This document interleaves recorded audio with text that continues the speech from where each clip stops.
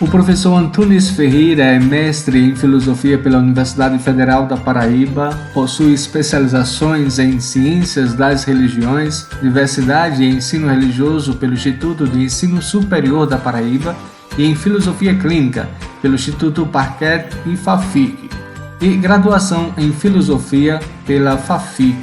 Atualmente é doutorando em Filosofia pela Universidade Federal de Sergipe, é professor da Universidade Federal de Campina Grande, onde ensina Filosofia e Sociologia na Escola Técnica de Saúde de Cajazeiras, Paraíba, no Centro de Formação de Professores. Pesquisa nas áreas de Lógica, Epistemologia, Filosofia da Mente e História da Filosofia Contemporânea, em ênfase no idealismo alemão e esquerda hegeliana. Estuda particularmente o irracionalismo, o pessimismo e o ateísmo filosófico do filósofo Arthur Schopenhauer, e é exatamente sobre isso que nós trazemos o professor Antunes Ferreira para um bate-papo legal sobre a filosofia de Arthur Schopenhauer, especialmente trazendo na perspectiva deste nosso contexto atual de pandemia. Muito bem, agora 17 horas e 30 minutos, você conectado pela nossa live, como prometido, nós vamos iniciar nosso bate-papo de hoje, 2 de agosto, nessa tarde de domingo. Eu convido o professor Antunes Ferreira a fazer sua saudação e a iniciar essa nossa conversa. Boa tarde, Antunes. Bom domingo, Alfredo ou Leonardo, que ninguém sabe bem quem é, né? Mas eu costumo chamar de Alfredo, né? Boa tarde, Alfredo. Muito obrigado pelo convite, por participar dessa live, né? Para a gente poder conversar um pouco sobre o filósofo que nós temos em comum, né? Afinal de contas, Schopenhauer já lhe atormentou durante alguns dias, né? Especialmente quando você concluía o curso de filosofia lá na FAFIC, que era meu orientando, né? Então, muito obrigado pelo convite, viu? Estou aqui à disposição para as suas perguntas. Muito bem, é uma alegria também minha tê-lo como convidado. Acredito que vamos render bastante conversa nessa nossa live, né, nessa nossa entrevista. Eu já vinha fazendo outras anteriormente, mas com assuntos mais ligados à espiritualidade, também puxando sempre para o lado da pandemia, dessa questão virtual, online. E agora, pelo menos essas 3 próximas lives, contando com a de hoje, as 2 que vêm depois, trazendo um pouco mais de um assunto ligado à filosofia, mas que também nos ajuda a refletir. Afinal de contas, a filosofia não é nada fora de nós, né? Está muito ligado a cada um de nós. E, sobretudo, o tema que hoje nós escolhemos falar com um filósofo, Schopenhauer. Eu queria, primeiramente, que apresentasse quem é esse filósofo, Arthur Schopenhauer, para quem está assistindo agora e que pode também se inteirar desse nosso filósofo. Antes de falar propriamente sobre Schopenhauer, eu gostaria de retomar algo que você disse que é curioso. A filosofia tem que fazer sentido. A filosofia não é algo criado por extraterrestres, só a extraterrestres ela compete. Ela tem que fazer sentido. Nesse sentido, eu costumo dizer que a filosofia é como uma bailarina. Ela tem que ter a leveza do voo, mas ela não pode perder os pés do chão. Ela tem que ter os pés no chão.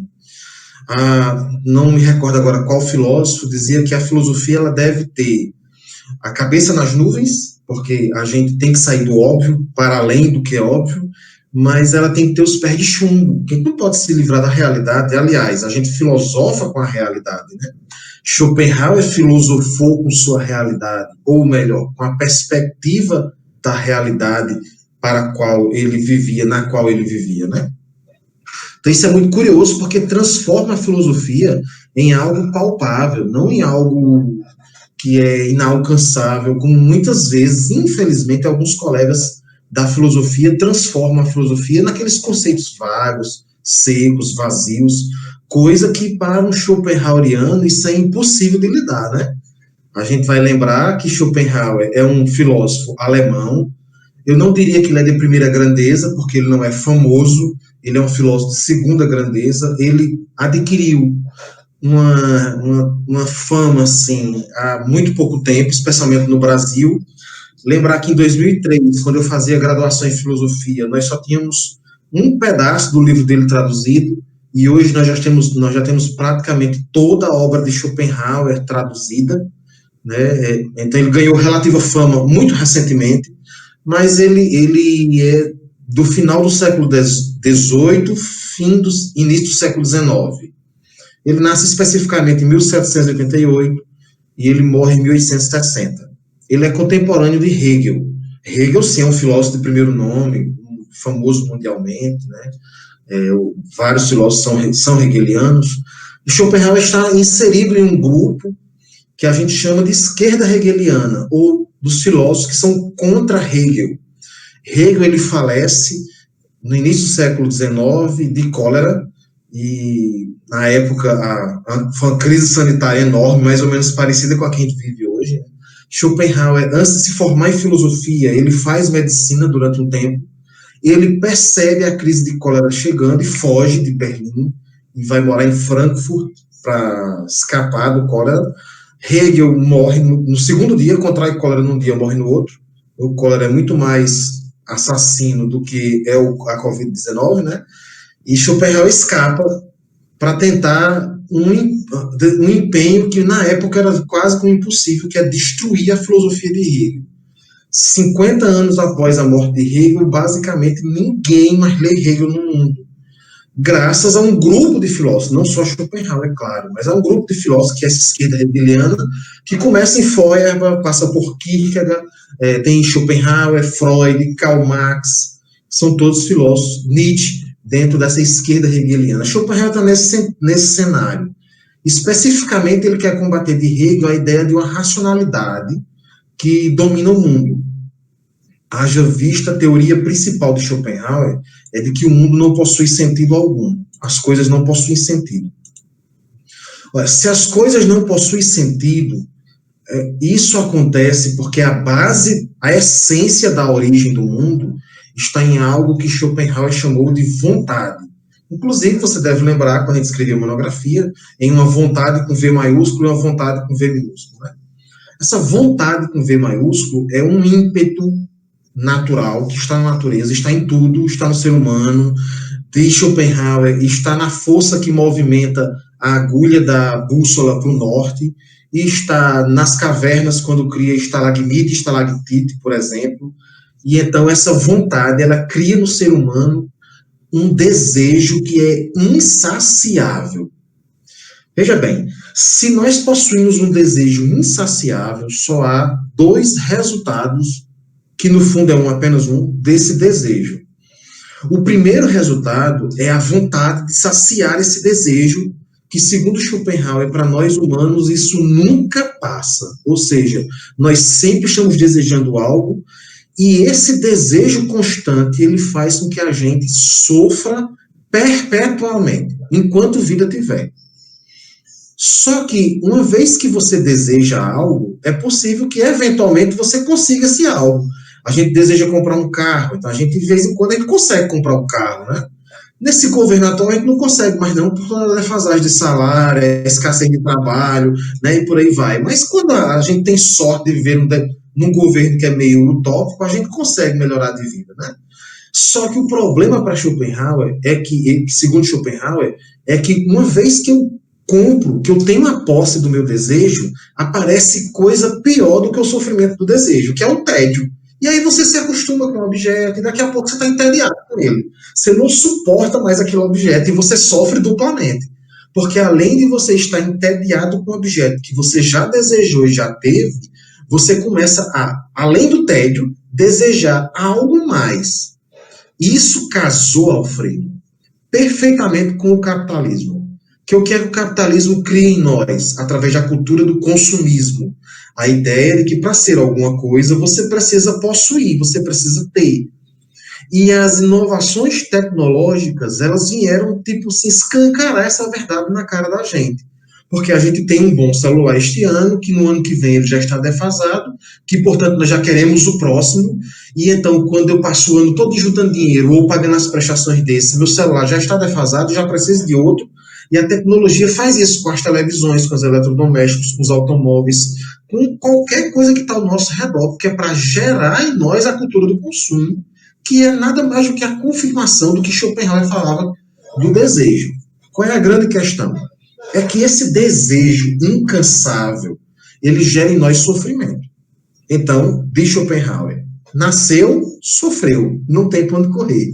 A vida do ser humano é caracterizada pelo sofrimento. Todo ser humano sofre.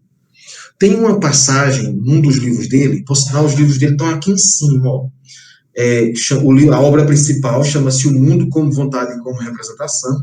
Ele publicou em 1809 o primeiro tomo, ou a primeira parte, e publicou, uns 40 anos depois, ele publicou a segunda parte, que é complementando a primeira.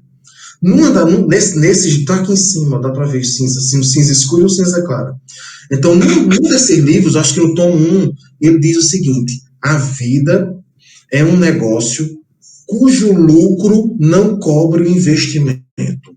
Ou seja, se um pai quer dar um presente a um filho, e esse presente tem que ser significativo, e aí que nenhum cristão se choque com as frases de Schopenhauer, ele diz o seguinte: não lhe dê a vida, não tenha filhos. É melhor não nascer, porque quem nasce, nasce com o único propósito: sofrer. E aí, nesse sentido, Schopenhauer é taxado como pessimista. Ele não só taxado, na verdade ele é um pessimista, né? Se viver não presta, se é melhor morrer do que viver, então, consequentemente, Schopenhauer está imbuído de um pessimismo, que a gente chama de um pessimismo metafísico. Então, ele é um dos poucos filósofos que falece velho, já aos 72 anos de idade. Ele falece de complicações pulmonares, respiratórias, mas não era Covid, que Covid na época não existia, né? Ele é um dos poucos filósofos que nunca se deu à necessidade de trabalhar, porque o pai dele era um famoso e riquíssimo comerciante alemão, nascido na cidade de Hamburgo, e então, com a herança, o pai se mata quando ele tem 14 anos de idade. Com a herança do pai é o suficiente para ele viver a vida toda confortavelmente, embora ele não era um filósofo dado a, eu diria, a esbanjar dinheiro, né? Mas ele vivia confortavelmente. Ele adorava ir para a Itália, por exemplo, ele contemplar a Capela Sistina. Ele escreve sobre a Capela Sistina, a beleza de Roma. Ele detesta a Alemanha, diga-se de passagem, embora ele seja um alemão. E então, tanto que quando ele falece, ainda o pai dele deixou uma herança tão boa para ele, que ele ainda deixa a herança dele para a criação da primeira sociedade protetora dos animais. Mais para frente a gente vai falar um pouco sobre isso, que é o princípio ético de Schopenhauer, que é o princípio da compaixão. Então, em suma, para resumir, Schopenhauer é um alemão do final do século XVIII e início do século XIX, um pessimista nato, contrário às ideias de Hegel, que vai dizer que a vida não tem sentido algum, não tem fundamento nenhum, e que quem nasce só nasce com um único propósito: sofrer. Ponto. Daí um pessimista. Sobre esse pessimismo de Schopenhauer, né?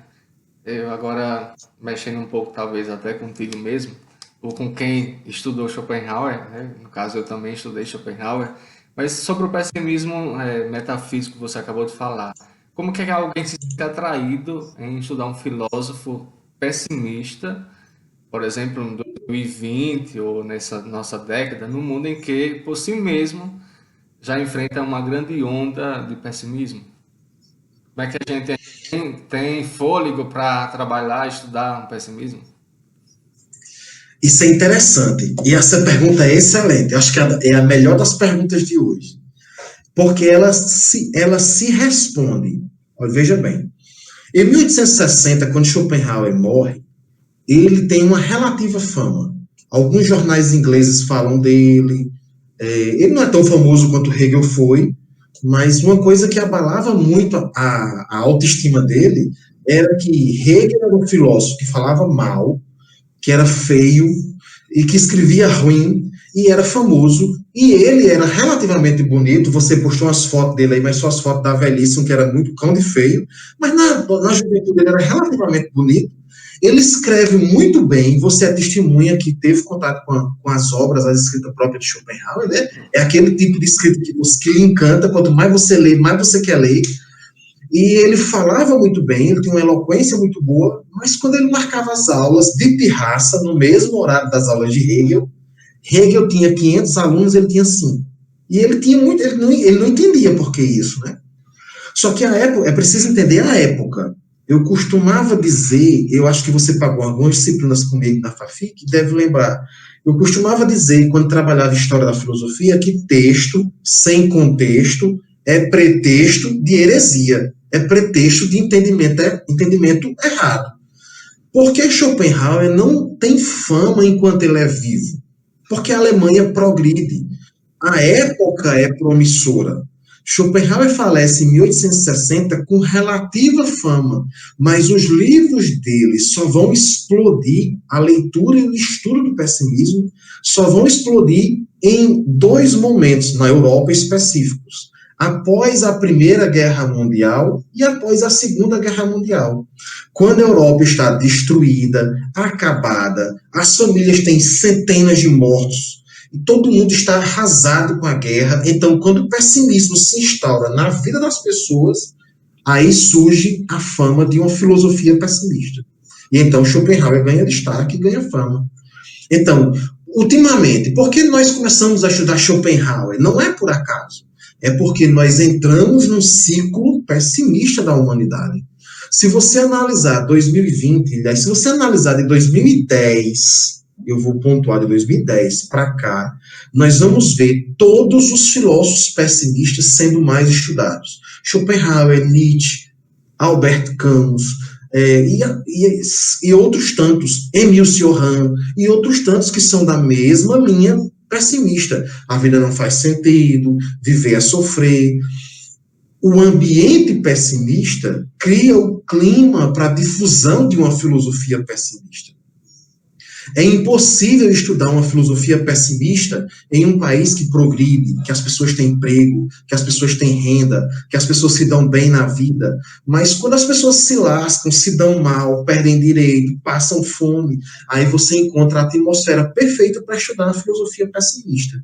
Então, Schopenhauer faz sentido nas épocas em que o pessimismo é mais forte, é mais protuberante, é uma característica da economia, da política.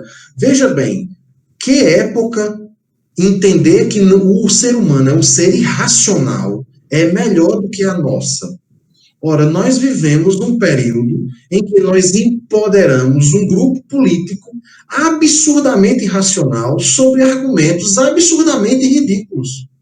Sobre a desculpa de mamadeira de piroca, sobre a desculpa de kit gay, estamos louvando um remédio que não faz sentido algum, que não faz efeito nenhum, a não ser o efeito colateral de matar infartados, centenas que tomam, mas inúmeros cristãos, pasmem, que isso é o que para mim é mais absurdo, louvam isso, enaltecem isso. Então, que momento mais apropriado de estudar um irracionalista como Schopenhauer embora essa minha afirmação ela traz um bocado de controvérsia na comunidade schopenhaueriana, do que esse tempo.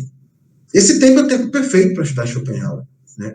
Analisando que a filosofia tem que fazer sentido com o que a gente vive, né? Então, nós vamos encontrar a elevação do pessimismo teórico quando o pessimismo prático também faz sentido. Então, nesse sentido, a pergunta tautológica, ela já se responde por si só. O pessimismo de Schopenhauer vem a calhar nas épocas de pessimismo, que é como nós vivemos atualmente. Interessante. Talvez conhecendo a realidade para entendê-la, né? A partir do seu pensamento. Mas, nesse sentido, é possível, por exemplo, contornar a sua filosofia, que tem um pessimismo, num pensamento mais otimista, a partir daquilo que ele produziu? Pelo menos era isso que eu queria mostrar, que eu queria trabalhar na minha monografia na época, né? Trazer um pouco de otimismo para Schopenhauer, né? Não querendo mudar a sua filosofia, quem sou eu para fazer isso, mas para trazer essa ideia também que, pelo que ele produziu, pudesse também, hoje em dia, talvez, contemporaneamente falando, entender-se algo como otimismo, né? Olha, veja bem, você sabe tão bem, mas pode ser que os nossos ouvintes, quem esteja nos assistindo, não saiba, né?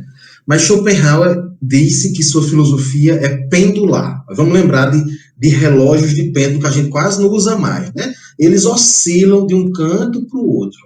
Eu diria que a filosofia de Schopenhauer é pendular. Ela pendula entre o pessimismo e o otimismo. Só que são pessimismo e otimismo de naturezas distintas. Nós falamos em um pessimismo metafísico, quer dizer, a essência do ser humano é sofrer, e por isso a filosofia de Schopenhauer é pessimista, mas nós temos um otimismo prático. Em que consiste esse otimismo prático? Veja bem, não é possível se libertar do sofrimento do mundo. Não é possível, não é uma receita. Portanto, a ética de Schopenhauer, ela não é prescritiva. Ou seja, não é como eu receber a receita de um médico dizendo que tal hora eu tome isso, tal hora eu tomo aquilo, que eu vou atingir tal objetivo. A gente chama isso de teleologia, vem de telos, finalidade, né? Quer dizer, fazer algo com tal finalidade. As religiões, por exemplo, são teleológicas. A gente segue a moral de uma religião, ou para evitar o castigo do inferno, no caso do cristianismo, né? E aí vale relembrar o Alto da Compadecida, quando Jesus diz lá no Alto da Compadecida que o inferno é como uma repartição pública, se ele existir, ele está vazio, né? Ou, nessa ideia teleológica, a gente pratica a boa ação para ser salvo. Então, Schopenhauer dizia que não há como se livrar do sofrimento como uma receita. Faça isso, que você vai ser feliz. A felicidade é impossível, para começo de conversa, né? Ninguém nunca é feliz. O que você pode fazer, aliás, o que alguns seres humanos têm capacidade de fazer, é negar a vontade. Eu falei anteriormente que o segredo que faz a gente sofrer é o desejo, não é isso?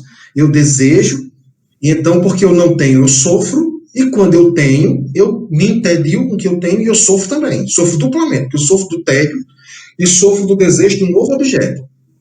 Como é que eu posso ser menos infeliz se eu parar de desejar? Parando de desejar é o único motivo que eu tenho, é a única chance que eu tenho, não é de ser feliz, não é possível ser feliz. É a única chance que eu tenho de ser menos infeliz, da dor doer menos. E aí Schopenhauer diz que alguns seres humanos possuem essa capacidade.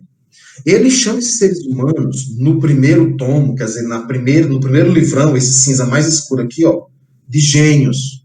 E aí, quando ele explica a sua tese melhor, nesse segundo livrão aqui, no cinza mais claro, ele vai chamar de santos. Inclusive, ele utiliza esses exemplos da Igreja Católica, dos santos católicos, por exemplo. Eu não vou dizer que Schopenhauer é devoto de São Francisco, porque ele não era católico, mas ele é um grande admirador de Francisco de Assis. E ele diz, olha, Francisco de Assis é alguém que negou a vontade. É preciso, portanto, negar o desejo, negar a vontade. E então, se eu nego o desejo, eu estou rompendo. Ele utilizava muitos elementos da cultura ocidental e budista. Então, ele usa um mito chamado a roda de Ixion. Alguém que é condenado a sofrer eternamente amarrado numa roda, girando a vida toda. Ele diz, eu rompo a roda, eu calço a roda, eu faço a roda parar, eu deixo de sofrer. A questão é, eu não posso implementar isso com uma moralidade.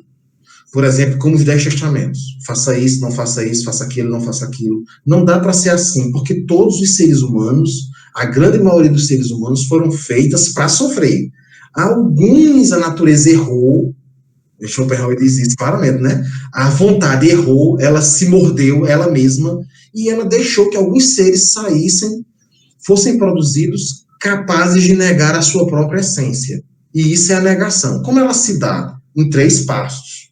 A negação estética, que eu acho que foi o objeto de sua pesquisa, a negação ética e a negação ascética.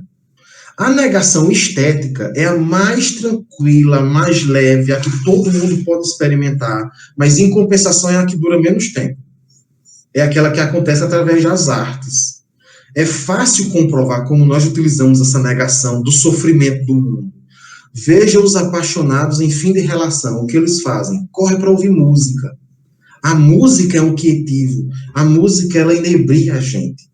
E aí você sabe que eu estou dando um exemplo, que é a música, mas a música é apenas uma das artes que proporciona isso, né? Na verdade, o Schopenhauer escreve um livro chamado Metafísica do Belo, e há uma verdadeira hierarquia das artes, né? Sendo que a música é a mais elevada, porque a que está menos próxima da representação, a que está mais próxima da vontade em si. E, portanto, ela faz com que a gente esqueça dos sofrimentos. Vejam bem, estou passando pela Avenida Paulista em São Paulo, preocupado com o pagamento dos boletos das contas. Sim, se eu falar demais, tu sabe que eu falo demais, né? E tu disse que já está na hora. Tranquilo. Então, mas enfim, estou passando na Avenida Paulista preocupado com as prestações do cartão de crédito. E na Avenida Paulista, para quem não sabe, existe o MASP, que é o Museu de Arte Moderna de São Paulo, que é um dos museus mais belos que o Brasil possui. Então, resolvo entrar no MASP. E aí eu vou ver no MASP algumas obras clássicas da arte, né, mundial.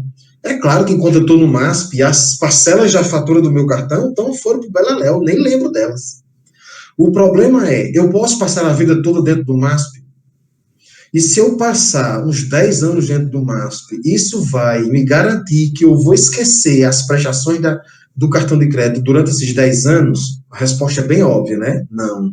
Eu vou ter que sair do MASP, porque ele fecha, e eu vou voltar a relembrar das prestações do meu cartão de crédito, que é o que me angustia, o que naquele momento me faz sofrer.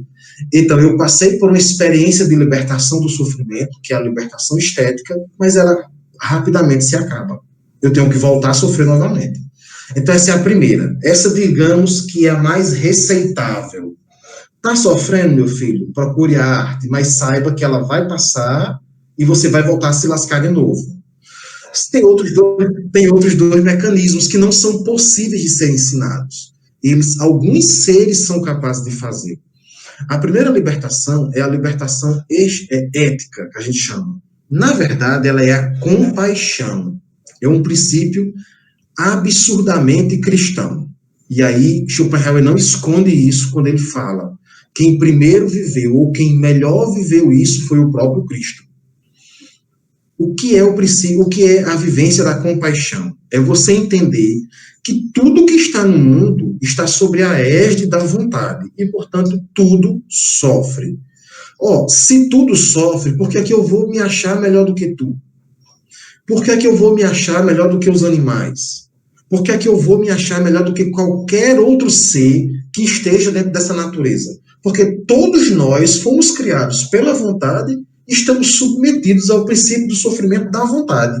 Então, qual é a atitude mais esperada desses seres conscientes? É que eles entendam isso e que eles acabem algo que em latim Schopenhauer chamou de principium individuationis, que é o princípio de individuação, aquilo que me faz eu ser Antunes e me entender como Antunes, você ser Alfredo e se entender como Alfredo ou Leonardo, e cada um se entender como sendo si, mas Schopenhauer disse, é uma ilusão. Isso é como escamas que a gente carrega nos olhos. Utilizando a mitologia budista, é o véu de Maia, que faz a gente não enxergar a verdade. E qual é a verdade? Somos todos sofrimento, somos todos a mesma coisa. Se eu percebo que somos todos a mesma coisa, somos todos sofrimentos, quando eu vejo você sofrendo, eu tenho que sofrer com você. Consequentemente, isso é a compaixão. Cuidado. O cristianismo barato, fútil e falso, me desculpe ser até meio agressivo, ele tem confundido compaixão com piedade. E então nós vemos vários cristãos que defendem a piedade. Ora, eles defendem ter a foto no Facebook para ir lá postar a caridade que eles estão fazendo. Mas qualquer política de transferência de renda eles são contra. Porque você está empoderando pessoas pobres que trabalham como semi-escravos na casa desses mesmos cristãos fúteis e falsos. Isso é piedade. Schopenhauer diz claramente, isso não é piedade, tem que ter compaixão. E para ter compaixão, você tem que sofrer com a pessoa. Se você não se entender como sendo a mesma pessoa, é piedade, não é compaixão. Inclusive, o próprio Schopenhauer acusa o cristianismo de não viver o princípio que o seu próprio fundador, que é Jesus, é óbvio, né, defendeu, que é o princípio da compaixão, mas de desvirtuar a compaixão para a piedade. Isso é o segundo modo. Tem um terceiro. O terceiro é a libertação estética, é a libertação ascética. Muito mais inspirado no budismo do que no cristianismo, porque Schopenhauer é um filósofo que faz essa ligação entre Ocidente e Oriente, filosofia racional e religiões orientais. Ele vai dizer que o terceiro grande motivo é quando você percebe que nada material serve. Aliás, se o que nos faz sofrer é justamente o desejo pela matéria, você tem que aniquilar a matéria de sua vida. E aniquilar a matéria através da ascese, da mortificação, né, através daquilo que vários santos católicos, inclusive, são exemplo disso.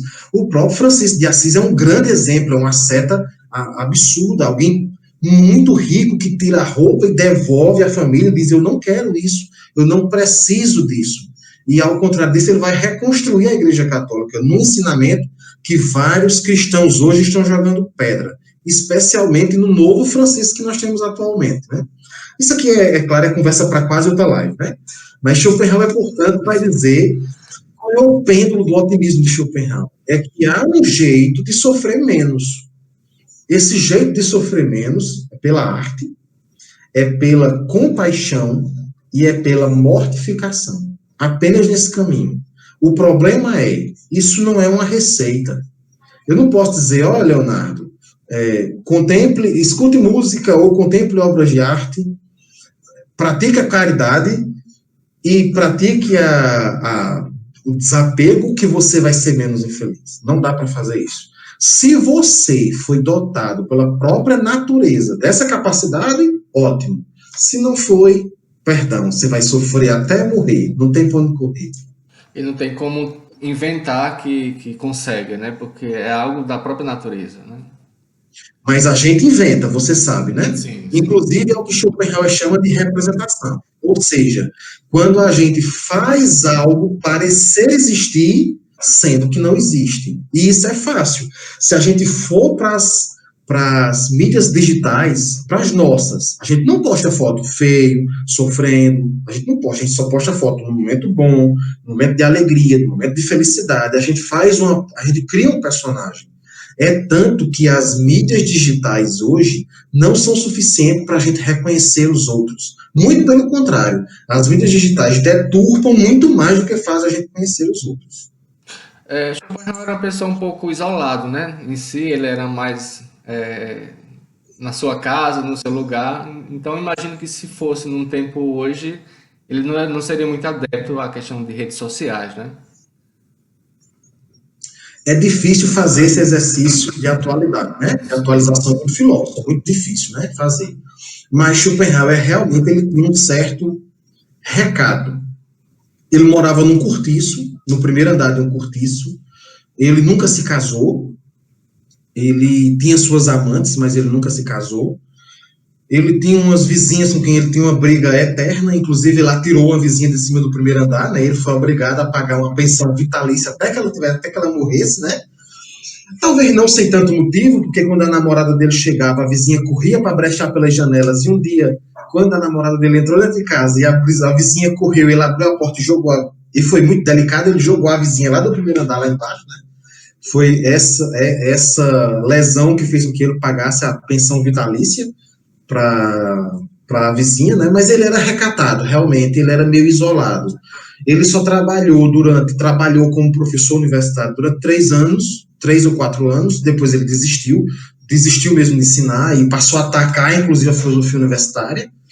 Inclusive, tem livros no Brasil denominados sobre a filosofia universitária, né? Onde ele diz que o filósofo tem que viver da filosofia e não viver, tem que viver para a filosofia e não da filosofia.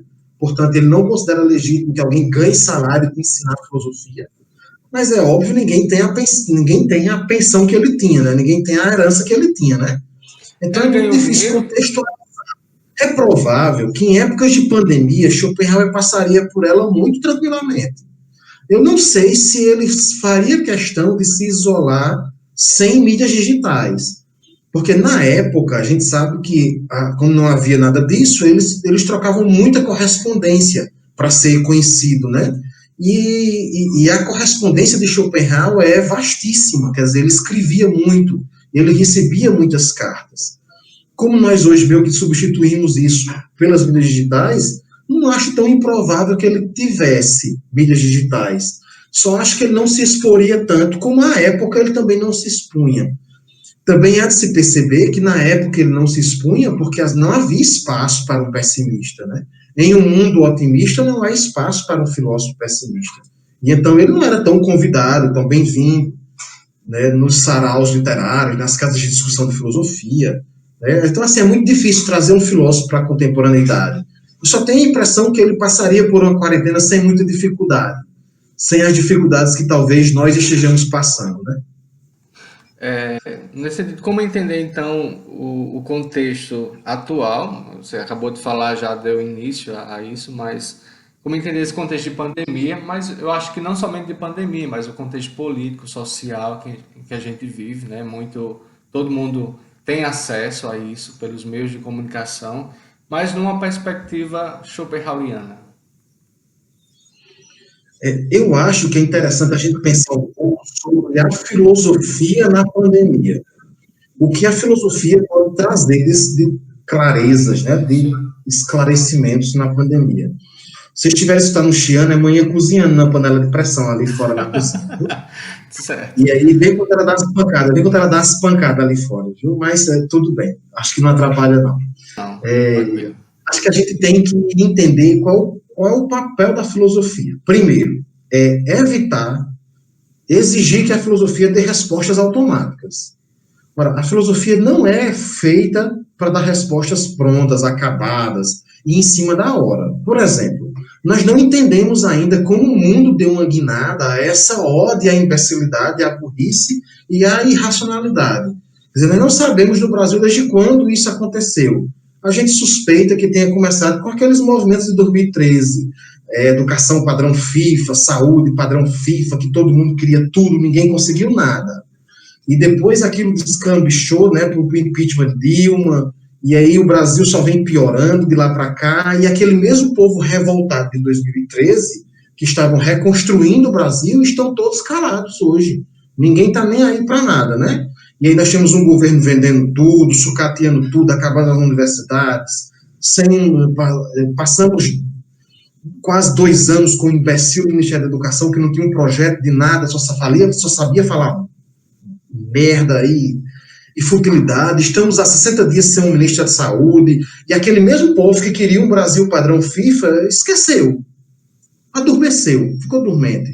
Então, é preciso entender que a filosofia não é feita para dar essa resposta automática, né?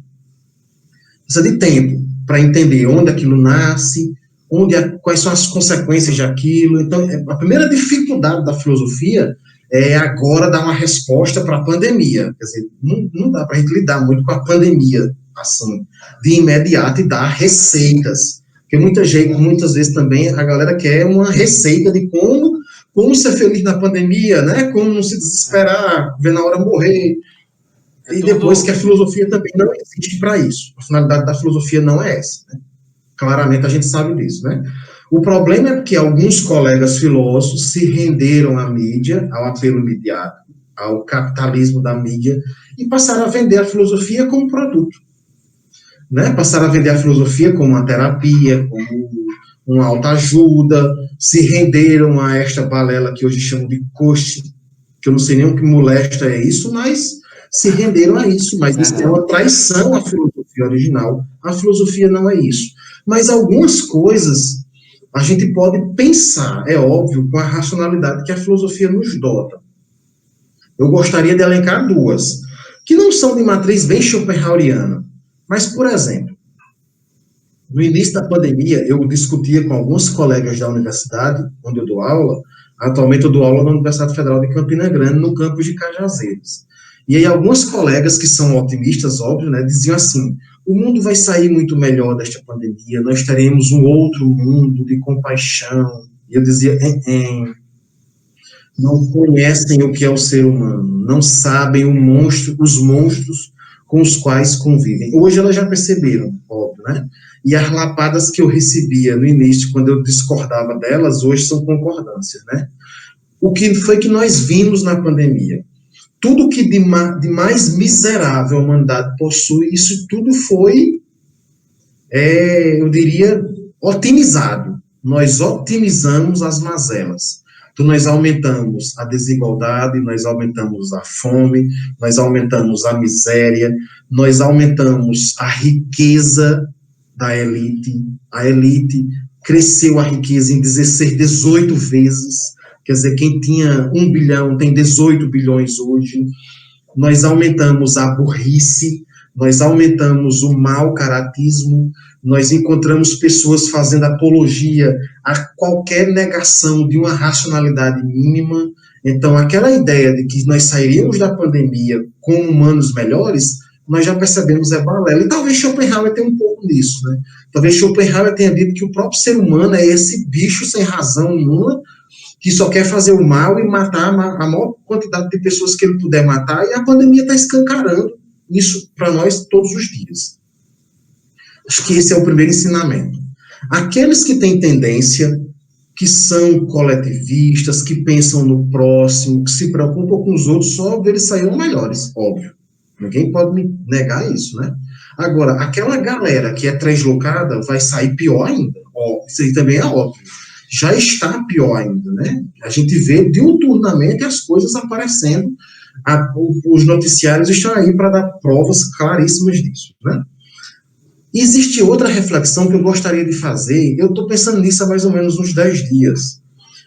Nós somos dos interiores, né? Creio eu que você deve estar em Martins. Sim, sim. É Martins, né? É Martins. Né? E você sabe que eu sou de São José de Piranhas, quer dizer, o Cafundó da Paraíba. A Paraíba já é o Cafundó, né? Mas o Cafundó do Cafundó, né? Lá na divisa da Paraíba com o Ceará, perdido no meio do nada. Ainda não sei. Veja bem, né? No momento nós chamamos isso. Agora nós chamamos João Pessoa, porque meu pai passou por uma cirurgia, nós vamos para João Pessoa, né? Daqui a uns 10 dias nós vamos chamar isso de novo no sítio que a gente comprou lá há um tempo atrás, né? Uhum. Mas veja bem, em março, quando a pandemia explodiu, onde? Em Brasília, em Recife, em Fortaleza, em Manaus. O que foi que aconteceu no país inteiro? Todo mundo correu, se trancou e se escondeu. Inclusive os interiores. Fechou-se o país inteiro. Porque tinha brasileiros que estavam sendo infectados pelo Covid-19 e era preciso não colapsar o sistema de saúde. Essa conversa é super válida, óbvio, mas minha reflexão não é nem sobre isso. Só que essa doença, ela começou a ser interiorizada. Hoje nós passamos por uma fase de interiorização do vírus. O vírus não está mais nas capitais. O vírus ainda está nas capitais, mas a infecção ela acontece em níveis alarmantes nas cidades do interior. Sousa, em São José, na Paraíba, Sousa, Cajazeiras, Patos. Se for para o Rio Grande do Norte, Mossoró, Caicó, Currais Novos, né? Se a gente for para o Ceará, Juazeiro do Norte, Iguatu, Icó, essas cidades estão em surtos. Mas o que é que os governos do estado estão fazendo? Reabrindo. Estão reabrindo não só as capitais, cujo surto maior já passou. Estão reabrindo os interiores também. Então, veja bem, nós somos... Qual é a conclusão que a gente chega? Nós somos cidadãos de segunda importância, em detrimento dos cidadãos da capital. Porque quando os cidadãos de primeira importância estavam em fase de contaminação, o estado todo fechou. Mas quando os cidadãos de segunda importância estão em fase de contaminação, o estado pode reabrir. Porque parece que uma vida de um morador da capital vale mais do que uma vida de um morador do sertão. E isso é algo que a racionalidade da filosofia pode nos dar a pensar. Quer dizer, a economia ela era menos importante quando ela afetava as capitais. Agora, quando ela afeta o interior, pode reabrir tranquilamente. E o problema pior é que nós, do interior, nós não temos estrutura que a capital possui. Quer dizer, alguém que pega Covid e, infelizmente, ele desenvolve as fases mais agudas da doença, em João Pessoa, ele está a meia hora de um leito de UTI. Mas alguém que, infelizmente, desenvolve as fases piores da Covid em Cajazeiras, que é uma regional de saúde para cerca de 200 mil habitantes, que tem 12 leitos de UTI, ele está a 8 horas de distância de uma UTI da capital. Você contar que todo o interior da Paraíba, basicamente, não tem metade dos leitos de UTI que tem a capital. Então, nós claramente percebemos que nós somos cidadãos de segunda importância, e não cidadãos de primeira importância, né? E então, aí eu vou chegar onde você diz, como é que a gente faria num contexto schopenhaueriano, entendendo do ponto de vista de Schopenhauer, né? Primeiro, eu creio, o primeiro sentimento é o sentimento de conformação. Ora, não há o que fazer. Então, qual é o primeiro motivo que me faz entender o mundo? É saber que ele existe, ele é cruel, ele nos massacra. Agora, se você foge de Schopenhauer, você percebe que além de você se conformar que nós vivemos uma pandemia, que nós temos que tomar todas as precauções necessárias, e esse tomar precauções é o segundo momento, que eu diria que não é nem tanto Schopenhaueriano, é entender que você tem que se proteger, a não ser que você ache que sua vida não vale nada, e você se entregue à morte bem tranquilamente. Assim como os animais que a gente abate, né, aos fins de semana em nossas cidades, para servir de alimento durante a semana, a gente queira morrer assim, bem gratuitamente, se entregar à morte. Se a gente não quer, claro, a gente vai se cuidar, óbvio, né? Como é que a gente se cuida? Ficando em casa, para aqueles que podem, é claro, se dá o luxo de ficar em casa, que a sociedade desigual que nós vivemos não permite que a gente fique em casa, muitas vezes, né? Por conta de sobrevivência mesmo, mas se protegendo ao máximo, se higienizando ao máximo, se precavendo ao máximo, óbvio, né? Agora, eu diria, de um ponto de vista schopenhaueriano, você, como um estudante de Schopenhauer, que já escreveu monografia em Schopenhauer, quer dizer, a gente diria o seguinte, vou repetir a frase dele, você luta a vida toda contra o sofrimento, você não consegue controlá-lo, você vai sofrer a vida toda, e no final de tudo, a grande coroação dessa luta, e a grande coroação dessa luta é morrer, quer dizer, você não vence, nem a morte lhe dá a vitória sobre o sofrimento da vida. E daí eu vou repetir a frase que eu já falei, a vida é um negócio cujo lucro não cobre investimento, porque o futuro dele é falir, e a falência é a morte, né? Se você entende isso, ora, acho que você vive menos angustiado, especificamente se você levar em conta bens materiais, riqueza, luxo, né? Acho que pelo menos nesse sentido, esse pessimismo exagerado de Schopenhauer, ele pode ajudar em épocas de pandemia.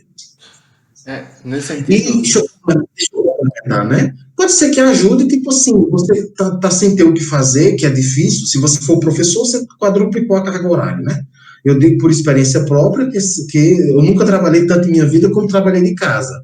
Então, para aqueles que dizem que nós estamos ganhando dinheiro de graça, deixe ser lesado e vai passar uma semana na casa de um professor, que você vai saber o quanto nós estamos trabalhando de graça. Mas para aqueles que não dobraram a carga horária de trabalho, se pegar o livrão dele para ler, pode ser que se ocupe, né? Passa a pandemia mais tranquilamente, né? é verdade. Para os alunos também que estão fazendo faculdade online de casa, parece que o negócio desmantelou, porque cada professor É mais difícil. que Requer mais tempo, mais empenho, e assim, é uma estrutura que nós não temos costume, né? Nós não E temos hábito, né? porque também não tínhamos ainda uma estrutura organizada de como fazer aulas online. Cada professor procura de uma forma, né, fazer isso. Então a gente fica só recebendo material, conteúdo e ter que passar a tempo e a hora. Isso aqui também dificulta o cotidiano nosso, atualmente. Antes de eu entrar na próxima pergunta, deixa eu fazer uma observação, uma Pois não. coisa que eu acho que é interessante a gente pensar. Nós vivemos nós fizemos uma fase de apologia ao irracionalismo. A negação da ciência que nós vemos atualmente é um irracionalismo puro. E Schopenhauer é acusado por alguns de ser irracionalista. Inclusive, eu até escrevi um artigo na revista Voluntas. Quem tiver curiosidade de ler, procura, pesquisa no Google, bota meu nome, Antunes, Voluntas e Racionalismo, que encontra o artigo. Taxando Schopenhauer de racionalista, no sentido de que ele diz que a razão humana não é capaz de gerar progresso. Quer dizer, a gente tem várias coisas. Quem imaginaria que ao progresso das ciências da saúde, nós em pleno 2020, nós estaríamos confinados, todo mundo trancado dentro de casa com medo de um vírus. Isso é quase irracional, né? Absurdo a gente pensar nisso, né? A última vez que a humanidade passou por isso foi na gripe espanhola, em 1918 até 1921, há 100 anos atrás, quando lavar as mãos era algo que nem era comum na época, né? Mas para nós hoje é algo habitual, né? Embora é importante ressaltar que nós temos uma parcela considerável da população brasileira que não tem acesso à água potável, nem a esgoto. Metade dos brasileiros não tem acesso a esgoto. Também é importante dizer que na virada dos anos 2000, esse número era de 20%. Ou seja, em 15 anos, em 20 anos, saiu-se de 15% para 50%. Quer dizer, houve um avanço considerável, né? Mas ainda metade dos brasileiros não tem acesso à água e a esgoto, que é o básico, né? Mas é importante perceber que nós vivemos uma apologia à irracionalidade absurda. Quer dizer, se fala hoje numa ameaça comunista. Eu fico pensando em que mundo está um católico que tem medo do comunismo. Que comunismo? De onde vem esse comunismo? E isso Schopenhauer já falava no século XIX, quando ele defendia essa ideia do antiprogresso, que nós não temos racionalidade suficiente para fazer a humanidade evoluir. Ora, pasme, eu tenho amigas que dão aula no fundamental. E em 2018 apareceu uma ideia total, um livro que ensinava as crianças, os meninos a serem gays, e ensinava as meninas a serem lésbicas. Eu nunca vi esse livro. Olha que eu comecei a dar aula no Dia da Mentira de 2002, dia 1º de abril. Já tem 18 anos que eu dou aula, né? Eu já dei aula no Fundamental Fase 1, Fundamental Fase 2, ensino médio, ensino superior, na especialização. Enfim, eu estou querendo defender o doutorado agora para ver se eu chego na pós-graduação, mestrado, né? Orientar, atormentar a galera que quer fazer mestrado, né? Nas orientações, né? Você vai lembrar do tanto que eu lhe atormentei quando era seu orientador. E eu pedia a essas minhas amigas, pelo amor de Deus, me deem um desses livros que chegaram na escola de vocês, ensinando nossas crianças a serem homossexuais. E elas nunca me entregaram, mas elas viviam dizendo que existia. Não sei se você lembra na sua época, não me recordo bem sua idade, mas pela careca que você quer esconder, já passou dos 30. Mas quem tem mais de 30, e estudava escola pública, como eu estudei em escola pública, lembra que existia uma mitologia, uma lenda, que fazia medo da gente com a tal da galega do banheiro. E a gente morria de medo, quase que se mijava nas calças, com medo de ir para o banheiro sozinho, que existia uma galega no banheiro que fazia medo e a gente não ia nem a pau. Então eu disse que de 2018 para cá, nós reacendemos as mitologias como a galega do banheiro. Parece que a gente ganhou gosto pela história mentirosa, pela negação do que nós mesmos produzimos. Ora, há pais que dizem que não vão vacinar os filhos, porque a vacina traz uma ideologia por trás. E eu só consigo entender uma única ideologia que está por detrás da vacina, no seu cuidado com a saúde. Porque se alguém encontrar outra, eu não consigo enxergar. E se eu conseguir enxergar, por favor, me internem, amarrado de preferência, porque eu devo estar doido. Mas nós estamos numa fase antirracional ou irracional tão profunda que isso é muito impactante. E daí eu volto a dizer, Schopenhauer se torna extremamente atual, porque ele falava sobre isso.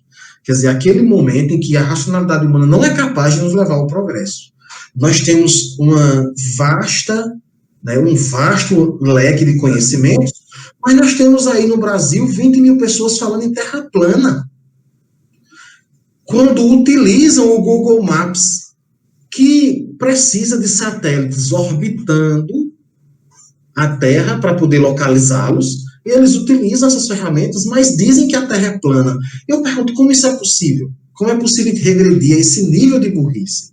E, infelizmente, é algo que é utilizado como um mecanismo de dominação ideológica, que a burrice hoje não é a falta de um projeto, é a concretitude do projeto de burrice para a dominação ideológica que tem sua reverberação na política, óbvio, né? E, novamente, eu digo, mais uma vez, ao falar sobre essa irracionalidade, Schopenhauer é extremamente atual.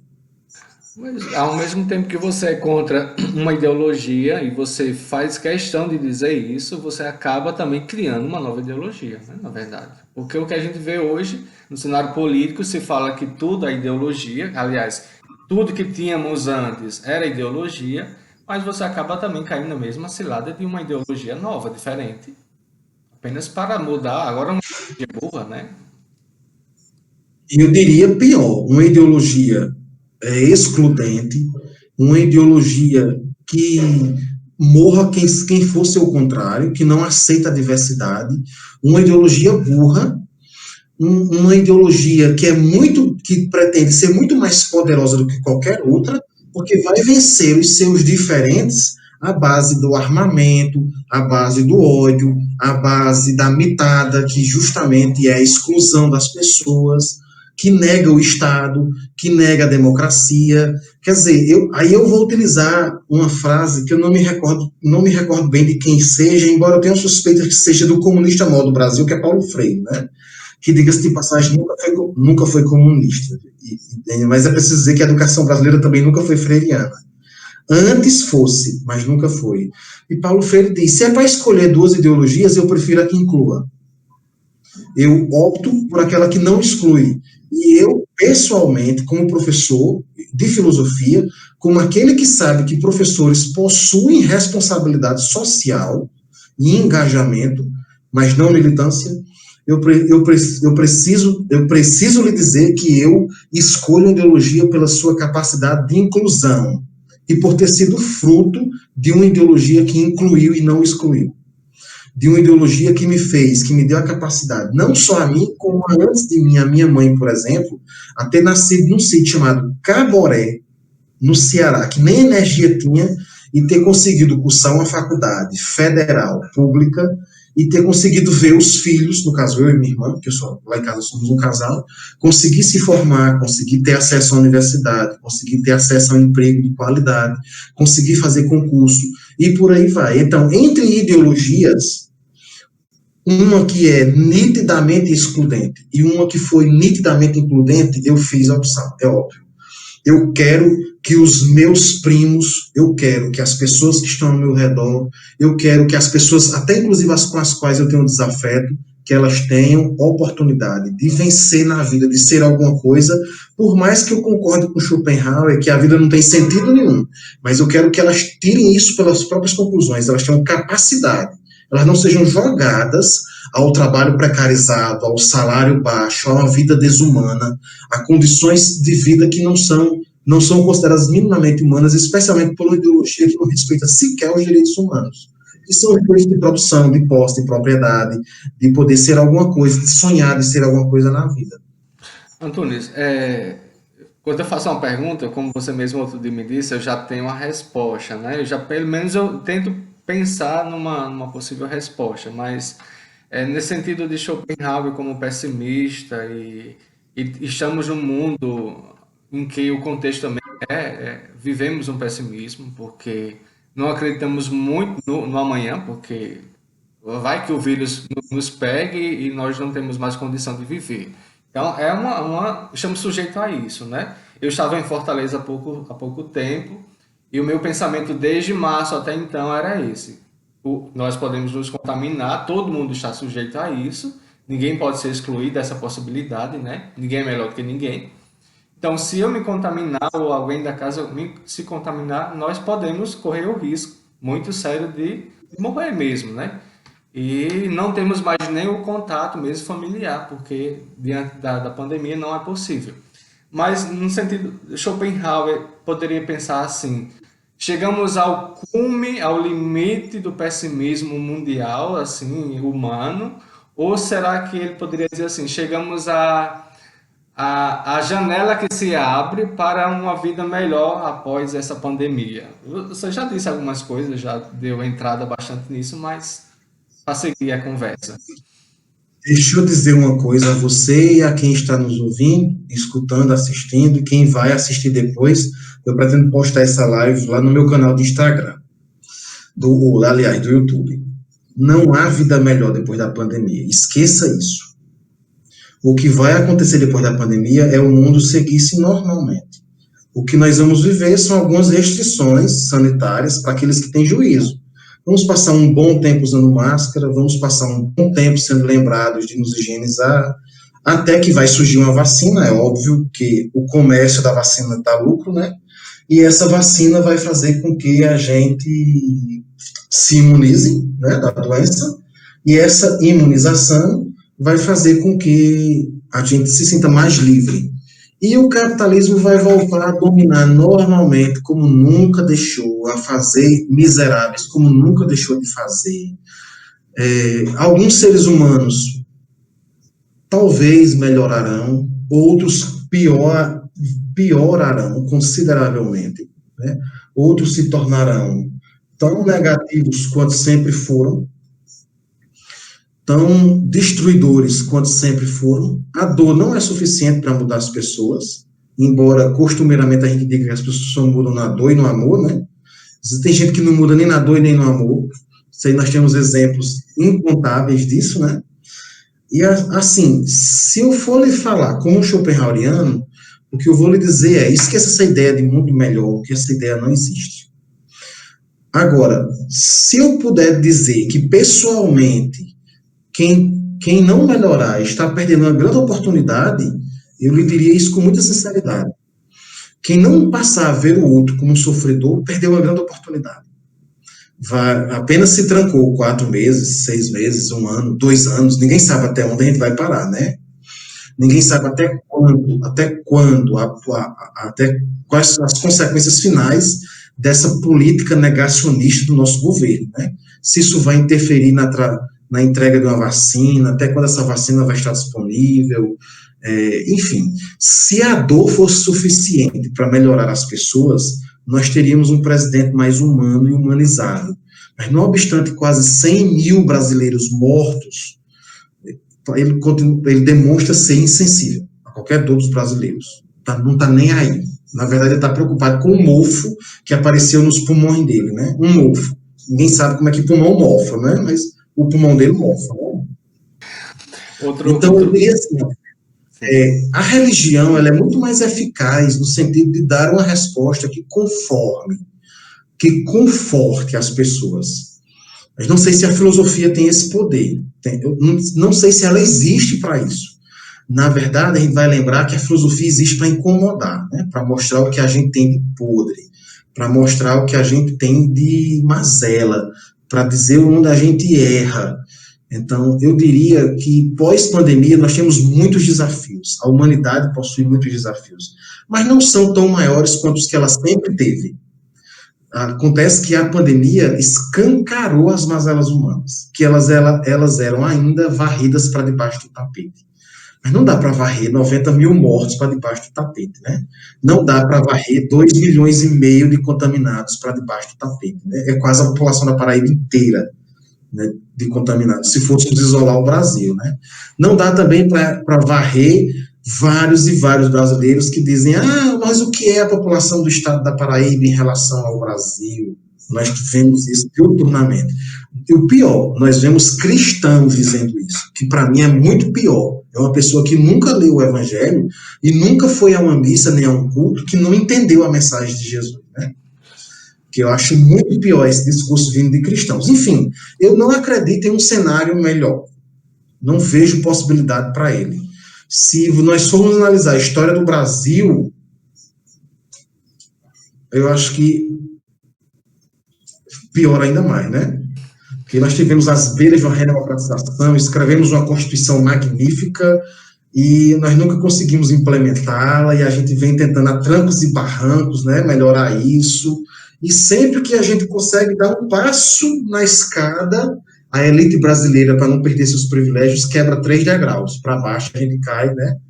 Visivelmente, nós já voltamos aos anos 80. Não estamos piores ainda, porque várias coisas foram consolidadas, transformadas em políticas de Estado, né? Não de governo. Mas, nitidamente, nós já voltamos aos anos 80. Só lhe dar um dado. Eu trabalho num centro universitário que foi criado há 41 anos atrás em Cajazeiras, inclusive foi criado pela federalização da FAFIC, onde na época você estudou e eu ensinei, né? A FAFIC cedeu seus outros cursos todos, menos de filosofia, e aí foi criada a UFPB.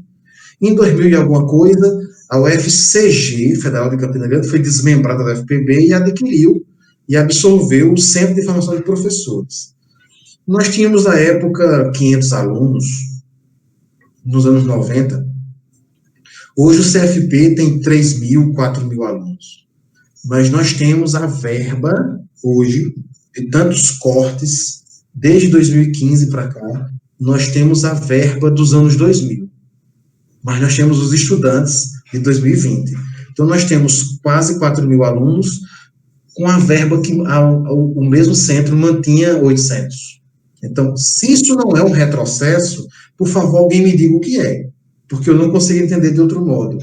Entretanto, nós vamos começar a ter problemas, quer dizer, nossos veículos vão começar a quebrar, os ar-condicionados das salas vão começar a pifar, professores vão começar a se aposentar e não tem substituto, prédios vão começar a se deteriorar e não tem reforma, porque não tem verba. Então, nitidamente, nós estamos regredindo. E várias coisas. O SUS está no caminho de regressão gritante, né? E aí, outros cenários. Então, eu particularmente não acredito muito nessa história de evolução. Eu não vejo isso na prática. De evolução, de mundo melhor, de pós-pandemia. Não. Eu vejo que quem aproveitou a oportunidade vai crescer, vai evoluir como ser humano, mas quem não aproveitou a oportunidade passou só 4 meses isolado. Isso é para aqueles que passaram 4 meses isolado, né? Que vários não passaram 4 meses isolado e vários desses que não passaram nenhum tempo isolado não estão mais nem entre nós para contar a história, porque o Covid já levou, né? Já fez o favor de desencarnar alguns, né? E por aí vai. Outro dia, logo no começo da pandemia, quando nossas aulas passaram a ser online, um professor ele dizia assim, né, que justamente sobre esse sentido de mudança pós-pandemia, ele dizia, ora, nós passamos, ele é padre também, ele dizia, nós passamos há pouco tempo o Natal, chegamos na Quaresma e todo ano a gente fala de mudança de vida, de renovar a vida e continua do mesmo jeito. Ora, se é Jesus que pede, e todos os anos a gente continua do mesmo jeito, você acha que um vírus vai mudar ninguém? Ele fazia essa seguinte reflexão, porque de fato é uma realidade, né? Uma realidade que dá na cara da gente diuturnamente, né? E especialmente dá na cara dos cristãos, né? Ora, o cristão católico tem 2 momentos de renovação de vida por ano, e 2 momentos grandes, a Quaresma e o Advento. Eu pergunto, para os padres que escutam confissão, eles escutam pecados diferentes ou eles escutam os mesmos pecados? O que nós ouvimos, né? Não ouvimos os pecados, mas é o que geralmente é a mesma coisa, né? Não há muda. Tem gente que guarda ainda pecado como de estimação, como já estão dizendo hoje em dia. Volta, vai ao mesmo pecado, quer dizer, não tem mudança, não tem crescimento. Alfredo, nesse sentido, eu acho que eu fiz muito bem em ter abandonado o seminário, que para quem não sabe, eu já fui seminarista, né? Eu queria ser padre. E em 2000 eu entrei no seminário da Assunção, de onde tenho até uma certa saudade, e eu fiz o curso de filosofia na FAFIC, né, como seminarista, mas em 2002 eu percebi que eu não tinha muita estrutura para ser tão cobrado pelo povo como um padre é, uma pessoa pública altamente cobrada, né? E eu queria viver minha vida, ganhar meu dinheiro, viajar, e achei que o meu desejo de vida era incompatível com o ministério, e acabei abandonando. Mas imagine, com a paciência que eu tenho, eu acho que eu jamais escutaria pela segunda vez os pecados de estimação. Porque eu dizia, levante, sai daqui, vá-se embora, vá se converter primeiro e se batizar de novo, filho do cão. Porque É verdade, isso não ia dar certo, não. eu fiz isso com a Igreja Católica, viu? E não ter me ordenado padre. Antônio, nós já passamos de 1 hora de conversa, muito boa por sinal, mas já chegando ao final, queria já agradecer a sua participação, né? A boa conversa que falamos aqui sobre Schopenhauer, sobre pandemia, sobre mundo, e fazer suas considerações finais. Eu é que agradeço o convite, né, por falar, por dar voz a Schopenhauer, né? Embora eu não sou um discípulo de Schopenhauer e nem vivo para pregar, porque a filosofia de Schopenhauer não é uma religião para ser pregada, né? Isso. Apenas para esclarecer algumas coisas da vida da gente, dar sentido a algumas outras, embora a vida não tenha sentido, como a gente já falou, né? Mas assim, eu agradeço o espaço, a oportunidade, né, para a gente conversar, para a gente se rever, fazia algum tempo que a gente não se revia, né? Verdade, também tem isso. Eu estou atualmente afastado de Cajazeiras, porque eu passei no doutorado, como você anunciou naquele filmezinho do início, né? Era para estar morando em Aracaju, porque o doutorado é pela Federal de Sergipe, mas eu só passei 8 dias lá, com a pandemia eu vim embora. Cuidar, inclusive, de meus pais, que estavam passando por uma fase de doenças e precisavam de cuidado, né? Mas, assim, dizer que eu estou à disposição, né, em outros momentos que você precisar, e agradecer o espaço, a abertura, dizer do quanto é bom estudar um filósofo que é sempre atual, e você entra fase, sai fase, e você diz, Schopenhauer fala disso. E eu tenho até algumas colegas num grupo da universidade que eu fico incentivando, empurrando elas para ler Schopenhauer, sabe? Tudo que elas dizem, eu vou fazer um bolo de ler Schopenhauer, eu vou comprar uma casa, eu leio Schopenhauer. Inclusive, se elas tiverem assistido, elas estão sabendo que eu estou falando para elas. E aí, o quanto é bom você saber que você estudou uma coisa que faz sentido. E nesse sentido eu vou terminar como eu comecei. A filosofia não é um troço, uma cabeça nas nuvens, um bando de maconheiro fumando maconha, falando leseira. A filosofia não é isso. Quem diz que a filosofia é isso não sabe o que é filosofia. Filosofar é você botar os pezinhos no chão de sua realidade e entender a sua realidade para além do que é óbvio, para além do que está na sua cara. É entender quais são os fundamentos, de onde aquilo veio e onde aquilo vai levar. E o encantamento da filosofia, e no meu caso, da filosofia de Schopenhauer, que estudo Schopenhauer desde 2002, é isso. É entender que aquele cara do século XVIII entendeu a sua realidade, entendeu como o mundo funciona, e, portanto, isso é filosofar, entender a realidade. Pensar como a bailarina faz, dança flutuando, mas os pezinhos não saem do chão nunca, é pensar a realidade com a cabeça nas nuvens, mas os pés no chão. Nesse sentido, muito obrigado pelo espaço e pela abertura para a gente poder falar um pouco sobre filosofia e sobre nosso mestre, porque você também é um Schopenhaueriano, né? Escreveu uma monografia em Schopenhauer, né? Sobre nosso mestre. E é sempre bom. A leitura, né, a produção em Schopenhauer foi muito saudável para mim, né, enquanto pessoa também. E eu tenho o livro guardado, né? Na época que fazia a monografia, eu dizia que ia te dar para que você pudesse emprestar a outros alunos, e depois eu não quis mais dar, porque eu não queria perder a obra, né? Porque de fato é rica. E lá em casa eu costumo dizer assim, que a minha Bíblia é sagrada, não menosprezando a Bíblia sagrada, mas a minha Bíblia sagrada é de Schopenhauer, porque ali é onde tem todo o tesouro. Deixa eu lhe dar uma dica, você vai dizer agora assim, a Bíblia Sagrada cristã e a Bíblia profana schopenhaueriana. É melhor. Pronto, fica mais tranquilo. Pois bem, Antunes, a nossa live vai estar disponível ainda, continua salva no Facebook, mas eu vou editar a primeira parte, porque geralmente eu separo a primeira parte dessa segunda parte, que é mais a conversa, e te mando o conteúdo completo para que você coloque no seu canal. Um abraço, Agradeço.